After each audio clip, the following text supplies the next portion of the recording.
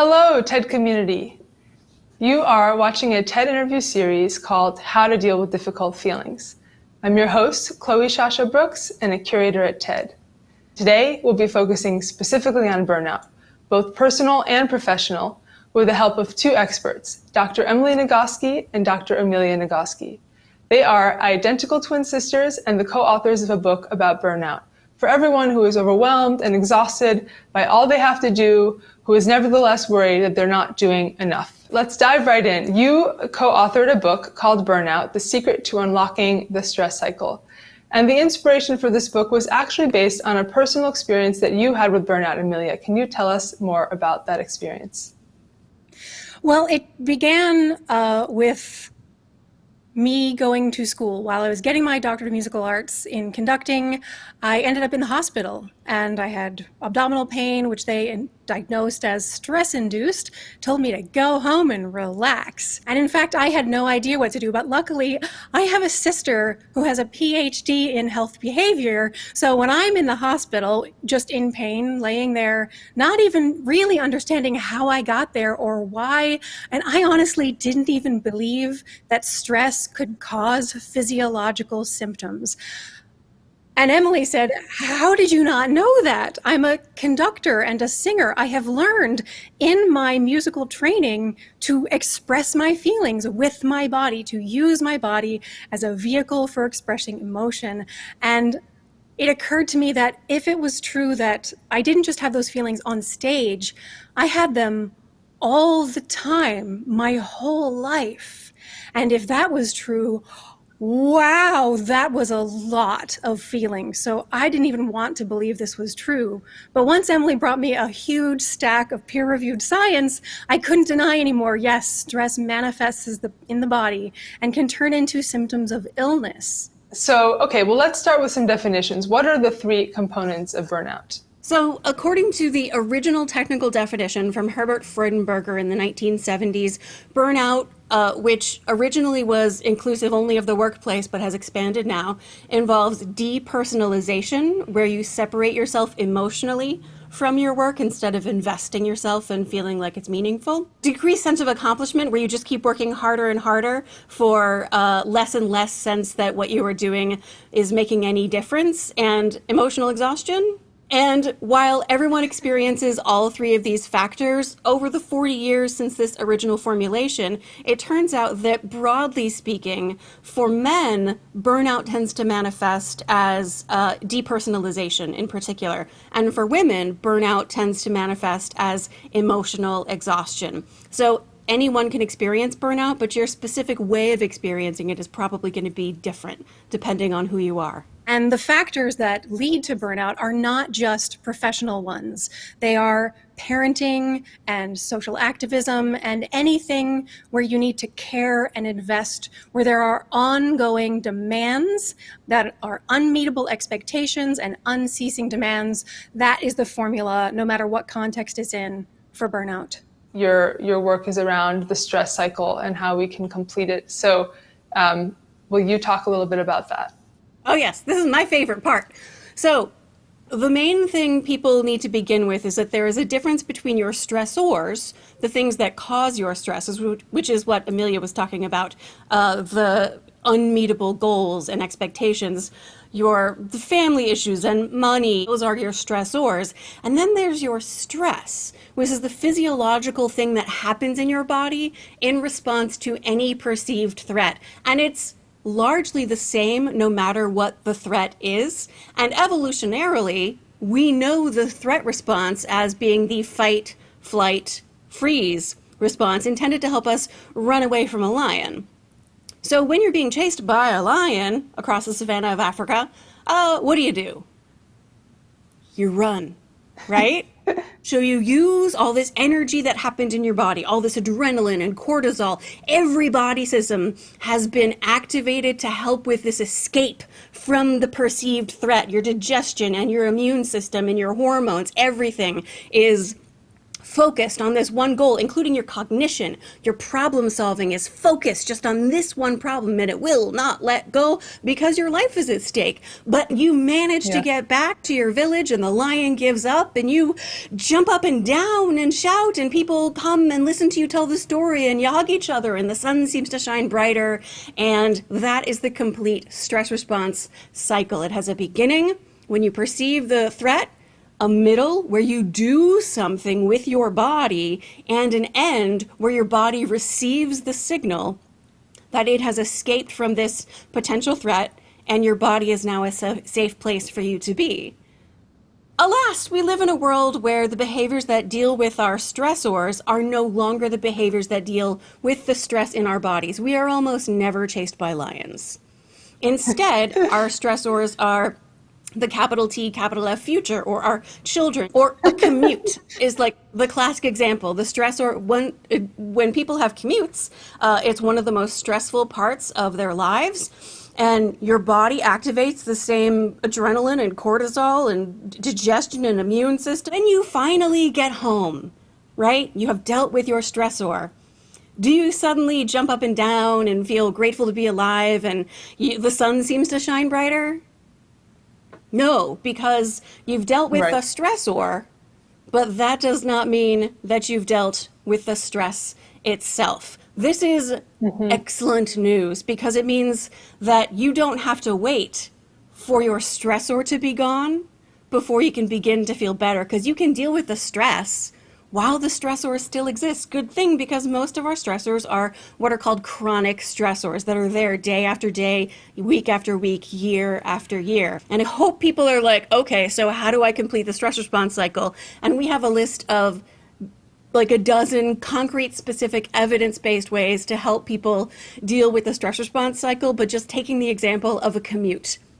You get out of your car or you get off the bus and your shoulders are trying to be your earrings and you're grumpy and cranky and still thinking about the jerk who did I don't know what. And what you do is jumping jacks in your driveway. Or you go for a long walk around the block, or you just tense every muscle in your body, standing outside your apartment door, holding your breath, tense, tense, tense for a slow count of 10. And even just that little bit of using your body is what communicates to your body that your body is now a safe place for you to be. You have to separate dealing with the stress from dealing with the thing that caused the stress. And this need to deal with the stress in a separate process from dealing with the things that cause your stress is why the doctors telling me to relax was not going to be an effective means of recovering from burnout. I had to deal with the stress in my body. And if, let's say you get out of your car and instead of doing jumping jacks, you just say, okay, I'm going to relax now. Relax now. You relax. Not effective, right? You've relaxed, but you haven't changed your body's physiological state into one of safety. Totally. On a first question from the audience. Okay, from Facebook, someone asks, how do you know whether what you're experiencing is burnout or something else? Yeah, ask a medical professional for sure. And there's a lot of overlap between burnout and lots of other experiences, including depression and anxiety and grief and rage and repressed rage. We've all got it. So our layperson's definition of burnout is, as you said, that feeling of being overwhelmed and exhausted by everything you have to do while still worrying that you're not doing enough. Mm-hmm. If you feel like you are struggling even to get out of bed and get the basics done, that goes beyond burnout. Burnout is where you can show up for work, but you spend your whole day fantasizing about being at a different job. It's important to know that burnout is not a medical diagnosis. It's not a mental illness. It's a condition related to overwhelming stress. So it's not like it puts you in this different state where you're going to be, trapped and you have to have 13 years of therapy and whatever. It just means that you need to be completing your stress response cycles. Work burnout is just such an important thing to talk about, I think, for so many. And I'm curious if we can focus on that for a moment. Like, what are some of the earliest warning signs of professional burnout? Let's say there's two kinds of people. There's Emily people who are aware of what's going on in their bodies at all times. And if they have signs of burnout, they notice it just right away because that's how they do. And then there's people like me who never know what their body is experiencing. I didn't notice I was burning out until I was literally in the emergency room. But one of the things that causes burnout is our inability to recognize the hard stuff welling up inside us. And the solution is to be able to turn toward the difficult feelings with kindness and compassion and say, oh, I feel stressed. I feel unreasonably angry right now. I'm so cranky. I wonder why that is. And instead of just trying to tell yourself to relax, ask that feeling, why are you there? What do you need from me? What has to change? Yeah. One of the primary barriers to listening to your body is a fear of the uncomfortable feelings that are happening in your body. One of the things I say over and over, we say it over and over in burnout, is that feelings are tunnels. You have to go through the darkness to get to the light at the end, right? Feelings are tunnels. Stress is a tunnel. You got to all the way through it. Not that the stress is bad for you. It's getting stuck in the middle that is bad for you, never having an opportunity to take your body through the cycle. One of the reasons why people don't do that is because they feel afraid of their uncomfortable internal experiences. When I first started learning this stuff explicitly, we grew up in a family where uncomfortable feelings were not allowed. And the idea that feelings were tunnels, I was just like, I don't think that's true. I'm pretty sure that uncomfortable feelings are caves with bats and rats and snakes and a river of poison. And if I begin to experience my uncomfortable feelings, I will be trapped forever in the dark with the rats and the bats. I began a practice of noticing when my body was experiencing a sensation, allowing it to be, and allowing it to move all the way through.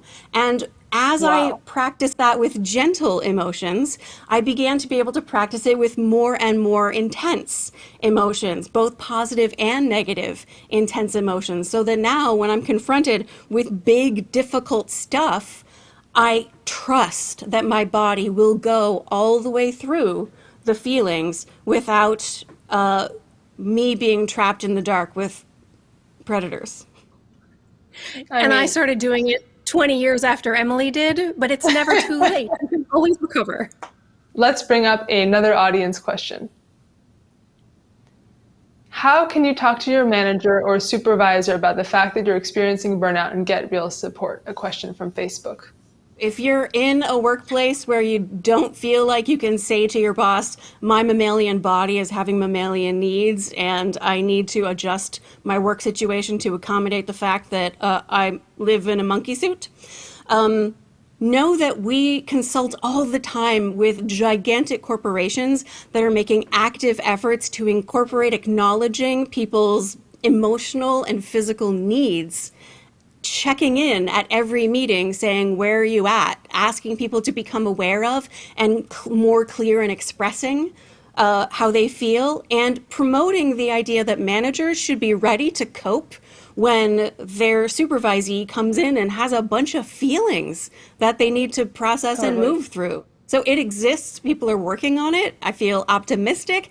And I also know that there's a lot of workplaces that are trapped in this sort of industrial, super patriarchal, rabidly individualistic mindset where you talking about where you just need to protect yourself against the toxic culture by creating a bubble of love at home where everyone in your household cares for your well-being as much as you care for theirs. How can people who feel truly stuck take a first step towards wellness? And how do you define wellness too? We define wellness as the freedom to oscillate through all the cycles of being human, from effort to rest, from autonomy to connection.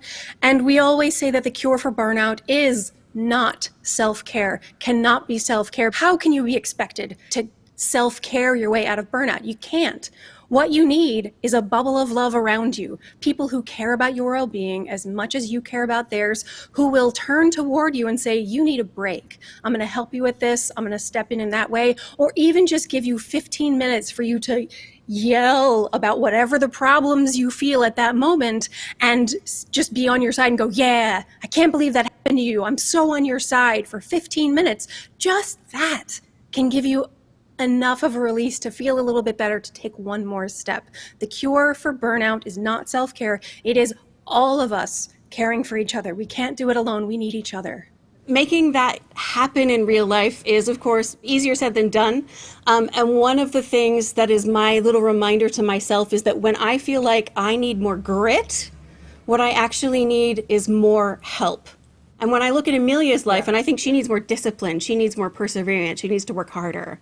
What she actually needs is more kindness. That's the baseline culture change that's going to end burnout forever.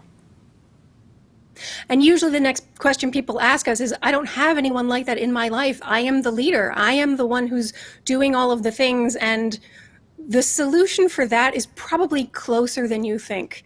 I mean, I grew up in a household where feelings were like not allowed, and we were not close our whole lives. And then we started reading the research that said that connection and sharing support was the way out of burnout. And we started trying, and we like broke down this 30-year barrier of, you know, societal and family pressure not to like feel our feelings around each other. And it turns out that if you feel like you're isolated, there's probably someone on the other side of that wall, it turns out, who wants just as much as you to connect with someone else. And we've been isolated because we've been told that it's stronger to be independent. That's not true. We're gonna be healthier and stronger when we work together. There's probably someone already waiting who also wants the kind of relationship that you are desiring. I think that's just so nice to hear too in the pandemic when we're all feeling so isolated. But we have one final question we'd like to bring up from the audience that we will have to keep brief. So let's bring that up. Okay, what can you do about burnout if you are a teacher where every day is filled with stressors? I taught school for 5 years. That's how long I made it. I burned out after 4 years, and then I pushed through one more year. If you have any possible means of reducing the everyday stressors by getting involved in administrative decisions, that's great, but that's almost never the case. The thing number one is to complete the stress response cycle. You can exercise if that works for you. A good night's sleep will do it. How do I get a good night's sleep when I have to get up at 5 a.m.? You have to go to bed earlier, and that means that your whole family has to give you permission to go to bed earlier. They have to cherish your sleep the way you cherish theirs. You can use your imagination and imagine yourself pummeling all of the stressors into the ground, and you recover from that because your imagination doesn't know the difference between pummeling the stressors in your imagination versus pummeling them in real life. And you surround yourself with a bubble of love, other teachers who can support you and tell you, yes, you deserve care. You are a valuable, educated, wonderful human being. You are not just, Darth Vader dealing with these kids. You are a valuable person who deserves resources, who deserves care, who deserves love, who deserves freedom to oscillate. Thank you both so much for joining us together and for teaching us about burnout and the stress cycle. This has been really illuminating. So thanks for your time. Thank you so much. Thanks.